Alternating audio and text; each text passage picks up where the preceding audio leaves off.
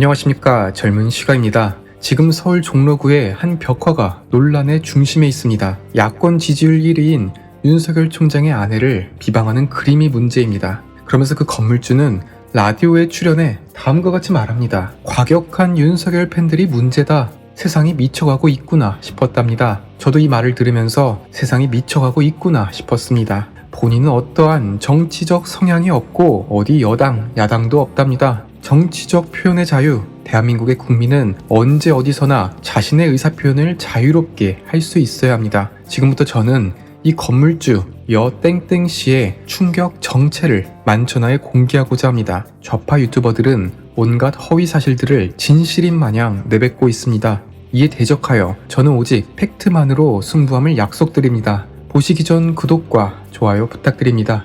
그렇게 평등을 외치는 민주당 지지자 A씨는 호남을 기반으로 활동하는 사업가입니다. A씨가 이사로 속해 있는 회사의 법인 등기를 확인했습니다. 그 목록을 보자 탄성이 절로 나옵니다. 태양광, 풍력사업, 부동산업, 문화사업, 토목공사, 숙박업에 엔터테인먼트까지 그야말로 발이 아주 넓은 사업가입니다. 민주당 지지자 사업가 중에서 태양광이랑 풍력이 빠지는 사람을 못 봤습니다.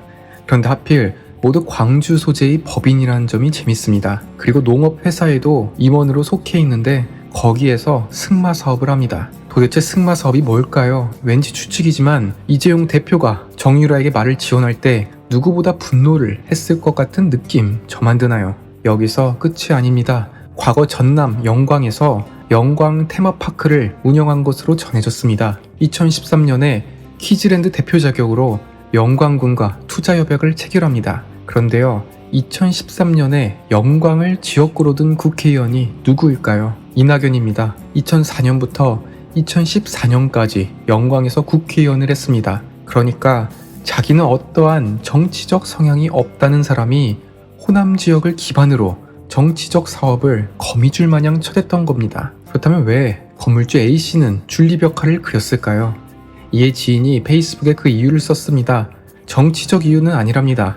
윤석열 씨가 헌법 가치관이 파괴되어 출마했다는 말을 듣고 시민으로서 분노했고 이에 대항하여 헌법적 가치인 개인의 자유를 말하려는 뜻이랍니다. 그러니까 윤석열 총장의 말을 듣고 분노해서 그렸다. 그러면 정치적 이유잖아요. 두말 할 것 없이 명백한 정치적 이유입니다. 참 민주당 지지자들은 이해가 안 갑니다. 그냥 한마디로 끝날 거를 절대로 인정 안 합니다. 그냥 윤석열 후보가 싫고 이재명, 이낙연이 좋아서잖아요. 이낙연 때문에 엄청난 불을 거뒀고 지지하는 거잖아요. 무슨 김제동도 그렇고 헌법, 개인의 자유를 그렇게 좋아합니다.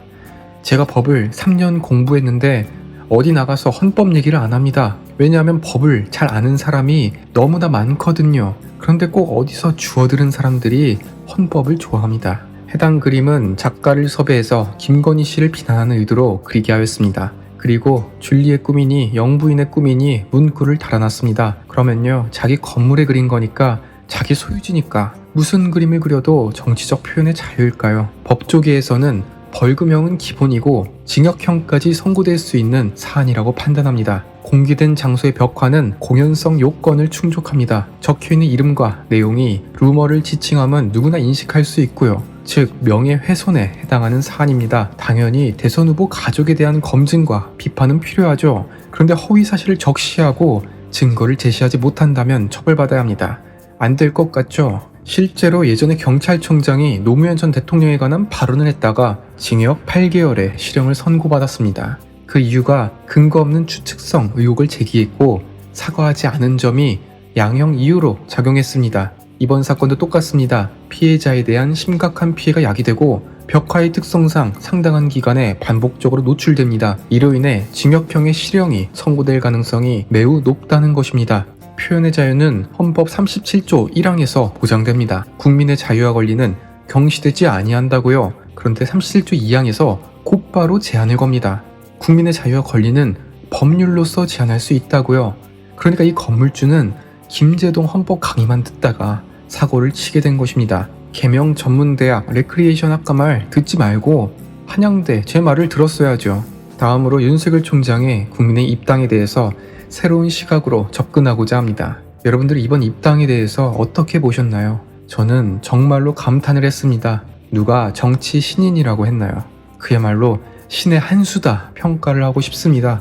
불과 어제만 하더라도, 아니죠, 오늘 아침까지도 입당은 사실 무근이라고 했습니다. 8월 2일 입당설이 잠시 새어 나왔지만 오늘 아침 김병민 대변인이 라디오에 나와서 아니라고 말했습니다. 결과적으로 틀린 말은 아니죠. 8월 2일이 아니라 더 빨랐으니까요. 이번 깜짝 입당의 핵심은 이준석 대표를 패싱했다는 것입니다. 분명 얼마 전 치맥 회동에서는 입당 전에 알려주겠다며 이준석 대표와 약속을 했습니다. 그러나 회동이 끝나자마자 윤석열 총장은 입당과 관련해 논의한 바가 없다. 이준석 대표는 관련 인사들을 제명하겠다며 다시 긴장 관계로 돌아갔습니다. 그런데 이준석 대표가 전남 순천 일정을 갔을 때 긴급으로 입당 결정을 합니다. 김기현 원내대표 또한 휴가 중이었습니다. 윤석열 총장 측은 이준석 대표의 지방 일정을 몰랐다고 말했습니다. 이 말은 윤석열 총장이 입당을 결심해서 국민의힘에 찾아갔지만 우연히도 이준석 대표는 지방에 내려갔다는 것입니다. 그러나 당대표의 일정은 이미 윤석열 캠프에도 공유가 됩니다. 저는 반대로 이준석 대표와 김기현 원내대표가 부재한 순간에 입당을 선택하여 이준석 대표와 거리를 두었던 국민의힘 중진들의 손을 들어주었다고 판단합니다. 결국 입당이라는 명분과 이준석 대표와의 주도권 싸움에서 한 방 먹였다는 실리 두 가지를 챙긴 신의 한 수였다는 것이죠.